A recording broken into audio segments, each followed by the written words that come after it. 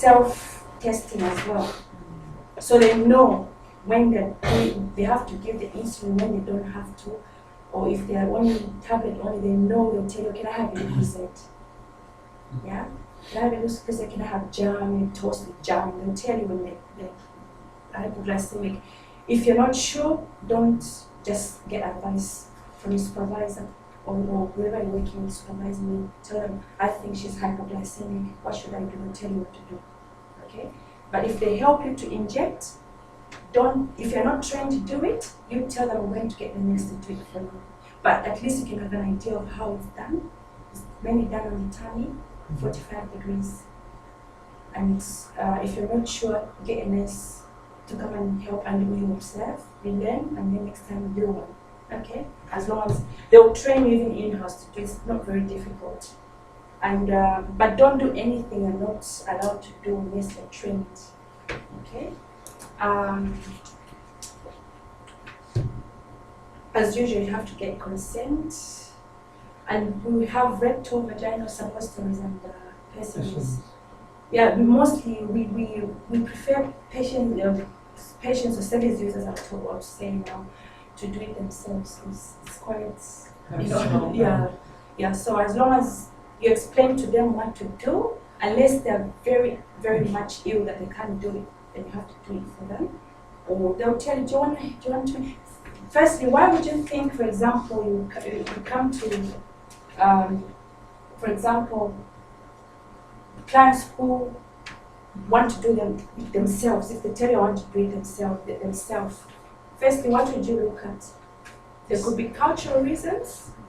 For example, Muslim, Christians, man, woman, dignity. Yeah, dignity, and yeah. So you have to do what the service users wish is. If they say they want to do it themselves, you close the curtain themselves, unless they are very unable to.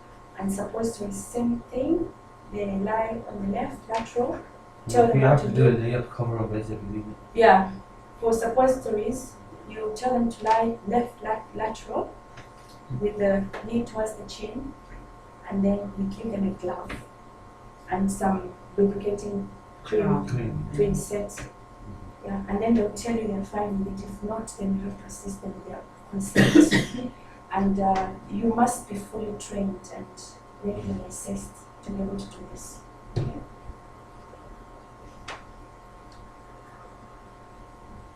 There's also what we call patches. Client may wish to do it themselves. There's some pain relief patches that, like pain relief, and also when they're put there, they should be dated, yeah, and also alternate. If last time it was on the left, next time it should be on the right. You can advise the patient if they're self-medicating. Usually, anyway, mostly they're controlled patches. They're controlled drugs, like fentanyl, pain relief medication. They're controlled, so you can just help them. Say, okay, we're gonna put it on the left side now to relieve your left arm, the left side, and make sure even if the nurse forgets to date it when it was changed, your duty is also to help the nurses. You can say, oh, sorry, nurse A, you forgot to put the date on the patch. When did you put that patch and time? Why do we do that? Because we want to give it at the right time, continuation of the effect of the medication. We don't want to leave as reports. Yeah, exactly. And for continuous pain relief for the patient. So we know if it was 22, it was put on 22/10 Tuesday, and it's supposed to be changed maybe 3 days later, it should be almost at the same time, not more than 2 hours at least. Yeah? Yeah. And hands must be washed if you're assisting to apply, and must follow company's procedure and document exactly what you said. Yeah? And there's some certain transdermal topical creams that service users will use, but mostly when you wash older people, what would you think you use? Now you use your gloves. Yes. Use gloves. PPEs, yeah, that's very important because we don't want to go home and take whatever they've got, and vice versa. And also because elderly patients, mostly because they're bed bound. Yes. We have to use barrier cream Yeah. So when you wash them, make sure there's always barrier cream prescribed for that poor elderly patient, because it's not fair on them being on a drive. It just makes the pressure cells break more and more.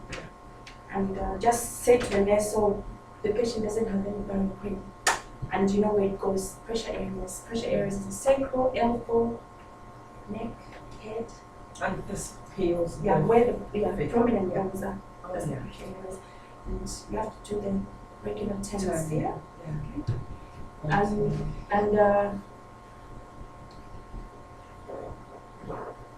there are numbers of so really, to be precise with this, I only talk about on this page. I'll speak mostly about the blister pack. This is a blister pack.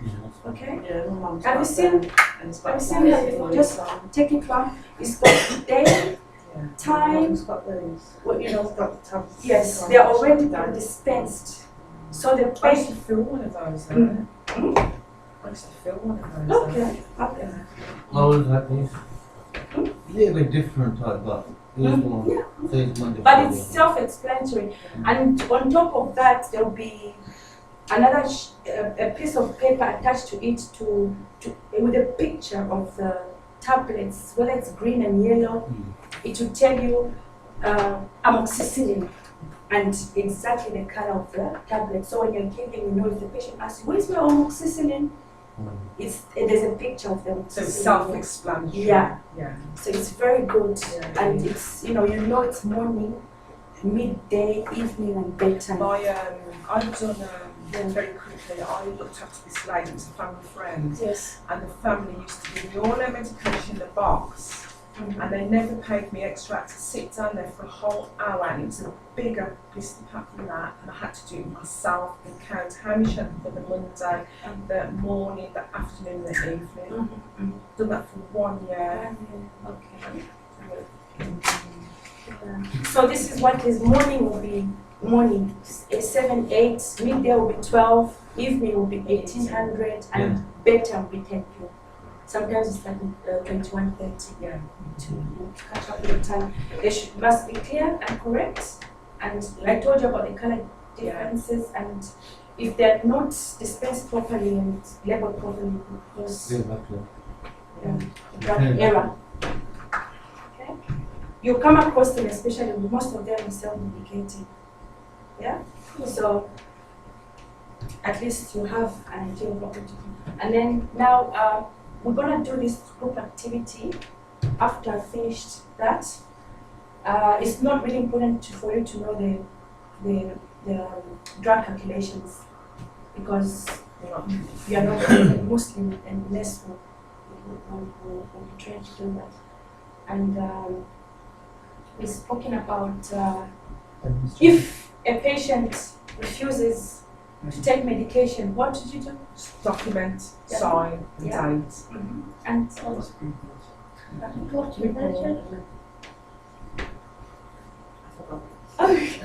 I'll come back to you. It is team leader or it is project manager. First record must record it. Yes. Pass it to manager or office who come later to make Exactly, handover. handover. Yeah, exactly. Any other contribution? Same thing, recorded, definitely there, you have to report it on the time you're there and Exactly. what day it is, what time it is. Yeah. So the next person will know exactly. And it says here, right up immediately after Will medication. know that has we been- refused. Yes. For this. So, if they've refused it, at least it's recorded, the next person will know when to give it. Yeah? And if it's spat on the floor, you record that it's spat on the floor and refused. So, now we're going to talk about side effects. It's important that the carer is aware of any allergic reaction from drug, and the client might have, if the client reacts with medication. These are we're going to talk about that. We're talking of allergies. Which we mentioned earlier that medication could cause side effects, and there's some symptoms that you look out for. It's important for clients' allergies, because sometimes as health professionals, even the doctors and nurses could, at the point of admission, could miss out about information with allergies. So you find that when you continue care with they will tell you, you will notice that they're allergic to certain things, and it's your duty to mention it and document it. Yeah. Record it, basically. Yeah, record and document and report it. Report it. Yeah, and then it will be indicated on their mass chart. It will be indicated on their drug chart. And also, sometimes, I don't know, if you come across hospitals, they'll have a wristband where they'll allergy of the medication. It could be even food. Some people are allergic to milk. Yes. Really? Yeah. So, it's very important because What do you eat,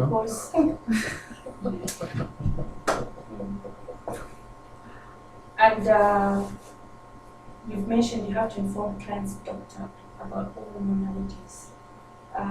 And also it's important to inform other members of staff because you're not the only person looking after this person.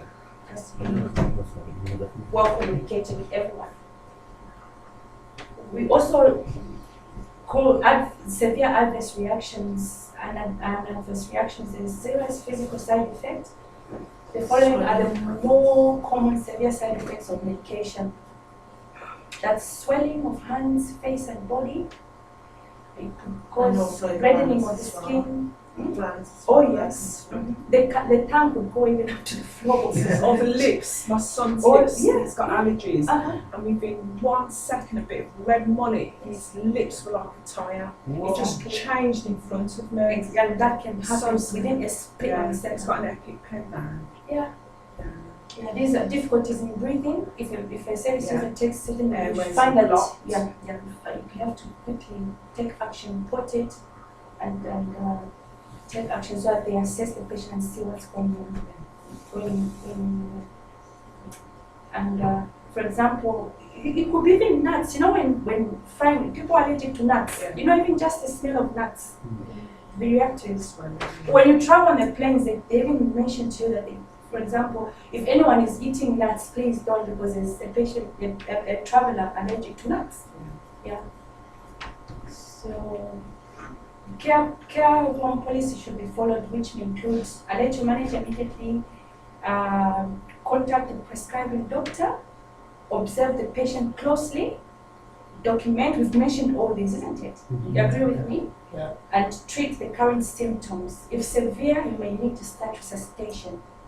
If trained only, as we saw earlier when my colleague gave the teaching, there was that point where you're saying if you find the patient, you can only do that when you're trained. And obviously, before you go into be hands-on with patients, the person, your employer should take you for CPR, okay? What we call basic life support. If they tell you to come and help, tell them I'm not trained. No one will sack you for that. Because it's their responsibility to make sure all of them train basic life support, moving and handling, fire safety, all those policies, okay? And then covet the following.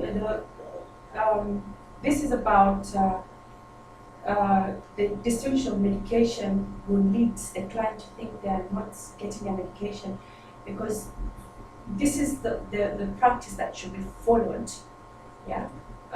For the best interest of the client, and if you communicate with them properly with administration of medication, with all these things talking about, then the client will understand exactly how they are supposed to take the medication. And also, if they argue with it, there's what we call policies. Yeah, you can mention it's according to the policy says ABCD, that protects you, you know it's there, and that's what you have to do. Okay.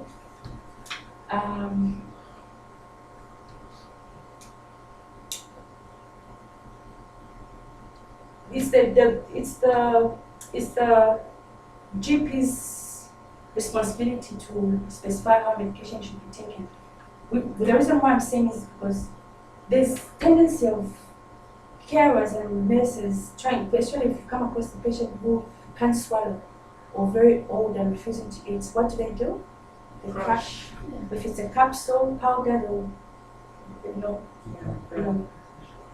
pull it apart and get the powder and mix it with the foods. But if you're caught doing that, it's illegal. because it won't work effectively as it's supposed to. It's supposed to be taken as it is. So that's why when a patient, you notice that the patient is not swallowing the tablets, what do? Yeah. Report it, don't crush, because it can cause a lot of damage, it can cause toxic. So, for example, if the patient is not swallowing the tablet and you keep quiet, the next person comes to take care and do the same thing. Is the patient getting the proper treatment, medication-wise? No. So that's why it's good to communicate and document. I've noticed that this patient is not able to swallow tablets. The following day again. So if there's a record of that, so then the nurse in charge will speak to the doctor to prescribe it in another way, maybe in an injection form, or maybe in another form of the methods of administration you mentioned, yeah? But obviously not ears for tablets. Medication may not be useful if it's crushed, and also can reduce the effects of it. Now, we've spoken about how we should store medication. This is all about it. Controlled drugs in a cupboard, locked keys.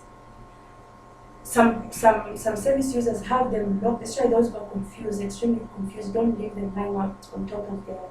They should have. Some of them have a cabinet in their room where it's locked up. Yeah, it's controlled. This is all about what we're speaking about storage of medication. Okay, and it should be kept in a central place. So there should be a treatment room in each home where all the medication is stored, apart from the ones that are kept in the rooms, like creams.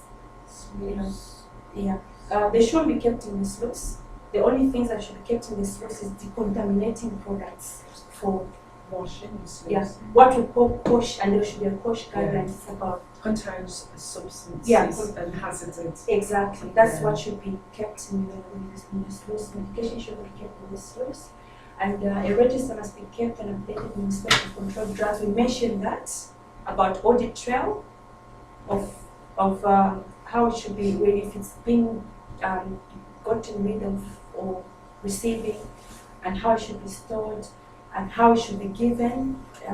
It's prescribed according to their. In fact, we'll talk about the 5 rights of drug administration. It should be, if you want to give me medication, what you make sure you're checking on me. Right patient? Yeah, right. There's 5 of you, there's 6 of you. Right patient? Right starts with dose. Right time. The name? That's right patient. Oh, the... Right Administration. route. Yeah. Route. And expiry date. That's the right time. Right time. How much that person should have. I said about Right dose. Dosage time. So there's 5 rights. Yeah. You've done quite well. Right patient, right time, right date, right route, and right time. What's root? Route it could be either. Remember what we spoke about Oral or eardrops, eyes. It will tell you whether Where to they put it basically. it on the drug chart. It will say where it should be administered, whether it's via the mouth, oral, or subcutaneous, Could be or pessary. diabetic. Yeah. So because they could ask you, a patient could ask you, oh, I've got these eardrops. Should I put it in my nose or my mouth? So then, they could. Yeah. And the witness must be understand that once the care worker is being read, they must be trained and witness. Okay? And all masters, when you give drugs, they must be signed for that you've given it at the right time. Because in each slot there should be time. You will say the patient took her medication at 12 midday. Okay? They're prescribed. You just don't say medication, because this could be the whole thing prescribed. Okay? And also you should encourage independence. So when you're giving medication, say, here you are, Vera, I've got your 2 tablets here. It's for you have to take it with your food. Can you take it now? give it to them, or just say, can you extend your hand, you put it on their hand and prompt them and give them the water to take. That way you know they've taken the medication, okay? Because there's some patients who just leave it or dispense that, move to the next one. By the time you finish the next shift is coming, they find it there, and you're in trouble. Why did the patient take the tablet? That's why we have to encourage independence, okay? Must undertake assessment and send stability and capability, its reputation, and also a decision to self-medicate must be made with the consent of the GP or relative. Relatives play a good role here as well. They will decide. Also will help making a decision to give consent, okay? Yeah.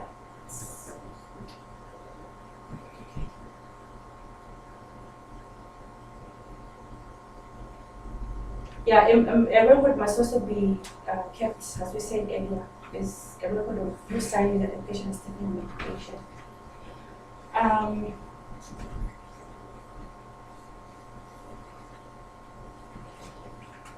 I will not really go through because this is also something to do with okay, I'll just mention a few points there. Employers must outline your role and responsibility in your contract. So you find that in your contract, you will know whether you're suitable to do certain things or not, like drug administration. So if you do something against what's in your responsibility or contract, what will happen? Send Not really, not insured. If anything happens, you're not liable. Yeah. It's You not, can't really do it. yeah, You know, lost that. Yeah.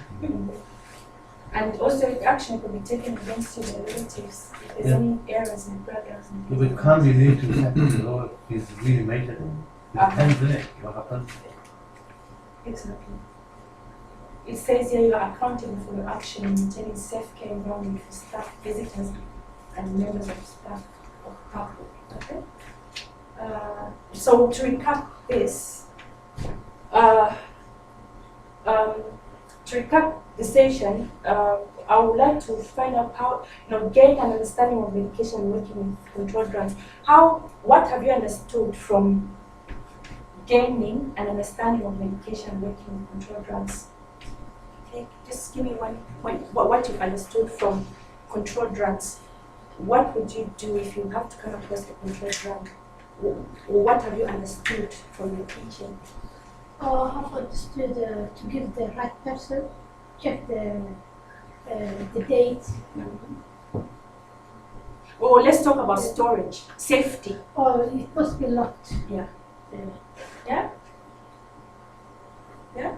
Storage. When you look at controlled drugs, the first thing with danger, storage, and how it's going to be disposed of. Pharmacy. Yeah. And also you look at, are you qualified to give it or not? Yeah? Do you agree with me? Yeah. And you write a note, Yeah. okay. And then also gain and awareness in respect of handling of medication. Safe anything. Yeah. What do you understand from that gain and awareness? in respect.